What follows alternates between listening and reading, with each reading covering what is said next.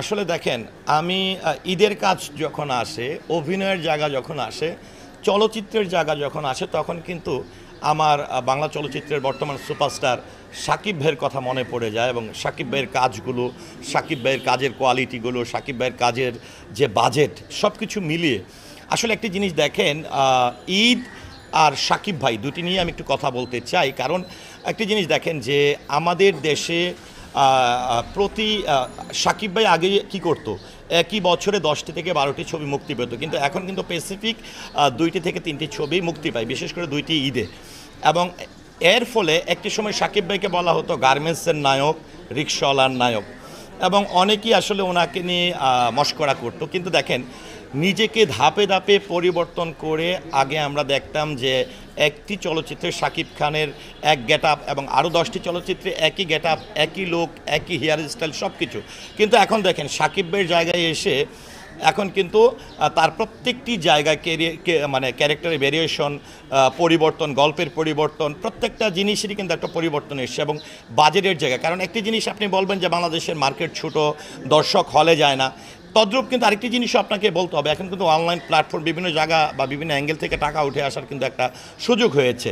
তো সেখানে আজকে যেখানে সাকিব ভাইকে নিয়ে একসময় 1 কোটি টাকার ছবি নির্মাণ হতো, সেখানে 10 কোটি টাকার ছবি নির্মাণ হচ্ছে।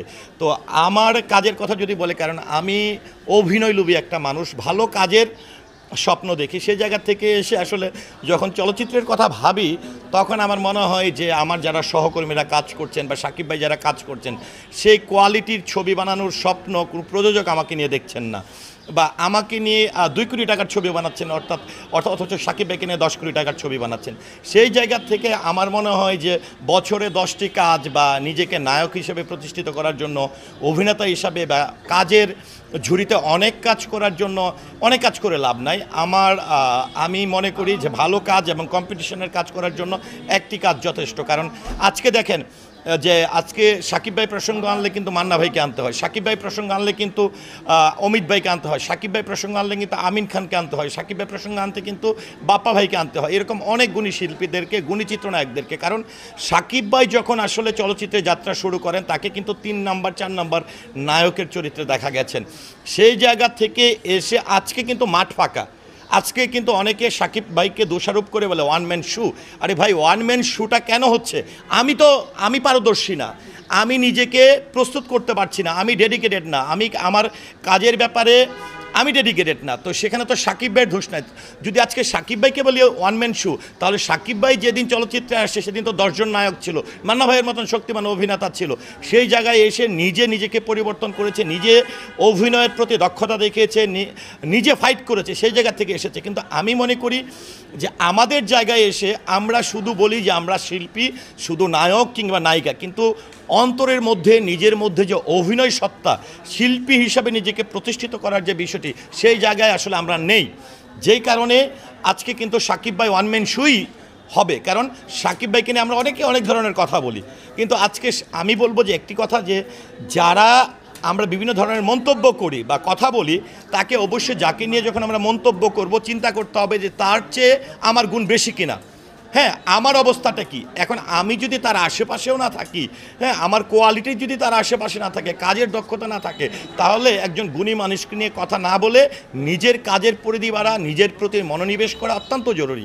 তো যাই হোক, এতগুলো কথা বলার অর্থ হচ্ছে যে আসলে কাজ অনেক আসে। আর 2018-তে চলচ্চিত্রে যাত্রা শুরু করার পরে আমি আসলে একদমই নাটক বন্ধ করে দিয়েছি। আমি মাসে 10 দিন 15 দিন কাজ করতাম নাটকে। সেই জায়গা থেকে যখন চলচ্চিত্রে এসে তখন কিন্তু আমার মনে হয় যে চলচ্চিত্র এমন একটা জিনিস যেটির জন্য মানুষ সময় করে হলে যেতে হয়, টিকিট কেটে যেতে হয়। টেলিভিশন চ্যানেলের মতন চাইলেই টিভি চ্যানেল চেঞ্জ করা যায় না। আর আমাকে যদি মানুষ অহরহর, যেরকমটা দেখবেন যে নাটকের অনেক শিল্পীরাই কিন্তু নিজেকে চলচ্চিত্রে এসে প্রতিষ্ঠিত করতে পারছেন না।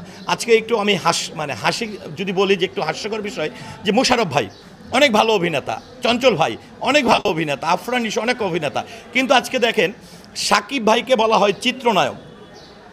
কিন্তু এতগুলো চলচ্চিত্র অভিনয় করেছেন মোশাররফ ভাই, চঞ্চল ভাই থেকে শুরু করে আফরান নিশো থেকে শুরু করে, তাদেরকে কিন্তু চিত্রনায়ক বলে না, শাকিব খানকেই কিন্তু বলে। তো নায়ক এবং চলচ্চিত্র আর নাটক দুইটা কিন্তু ভিন্ন। তো সেই জায়গা থেকে আমি 18-র পর থেকে একদমই নাটক করছি না। আর আমার যেটি আমার নিজের প্রযোজনা সংস্থা থেকে সুইট ড্রিম মাল্টিমিডিয়া থেকে মিজানুর রহমান মিজানের পরিচালিত একটি চলচ্চিত্র আমি আজ থেকে বেশ কিছু বছর আগে শুরু করেছিলাম।